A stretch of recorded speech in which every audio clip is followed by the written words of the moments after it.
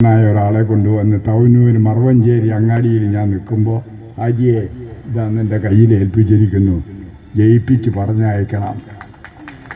ജയിച്ചു. അപ്പം ഞാൻ വെച്ച ഡിമാൻഡ് എന്താറാവോ?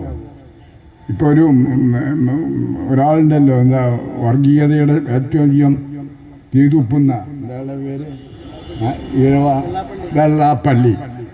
വെള്ളാപ്പള്ളി ചോദിക്കുന്നുണ്ടല്ലോ, എന്താണ് ഈ മലപ്പുറം ജില്ലയിൽ ഇത്രയധികം മുസ്ലിമുകൾ എങ്ങനെ പഠിക്കുന്നു, എങ്ങനെ നന്നാവുന്നു, എങ്ങനെ വളരുന്നു?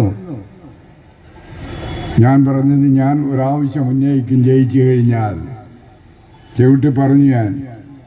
അത് തിരുവനന്തപുരം ഗസ്റ്റ് ഹൗസിൽ വെച്ചാണ് തീരുമാനിക്കുന്നത്. എന്താ ചവിട്ടി പറഞ്ഞാവോ?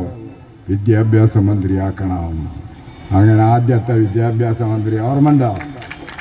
ഒരുപാട് സ്കൂളുകൾ, ഒരുപാട് സ്ഥാപനങ്ങൾ പൊന്നാനിയിൽ തങ്ങളും വിദ്യാഭ്യാസ മന്ത്രി ഒന്നിച്ചു വന്നു. ഞാൻ ആ സദസ്സിലുണ്ടായിരുന്നു. ഞാൻ തങ്ങളോടൊരു കാര്യം ആവശ്യപ്പെട്ടു.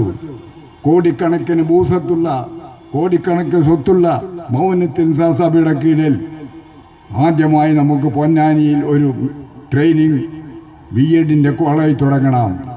അപ്പം തന്നെ സ്റ്റേജിൽ വെച്ച് പറഞ്ഞു, ബഷീറെ അത് ഓർഡറാക്കിക്കോ, ഇപ്പോൾ അവിടെ കോളേജുണ്ട്. അതാണ് ആ കുടുംബമായുള്ള. അങ്ങനെയാണ് ഈ സമുദായം പഠിച്ച് നന്നായത്. മനസ്സിലാക്കണം നിങ്ങൾ. അതുകൊണ്ട് നമ്മൾ ഈ പ്രാവശ്യം അധികാരത്തിൽ വരുമെന്ന കാര്യത്തിൽ യാതൊരു സംശയവുമില്ല. കാരണം പടച്ചോൻ നമ്മുടെ ഭാഗത്താണ്. കാരണം പടച്ചോനും ഗതിമുട്ടിയിരിക്കുന്നു, പ്രത്യേകിച്ച് എൻ്റെ അയ്യപ്പൻ.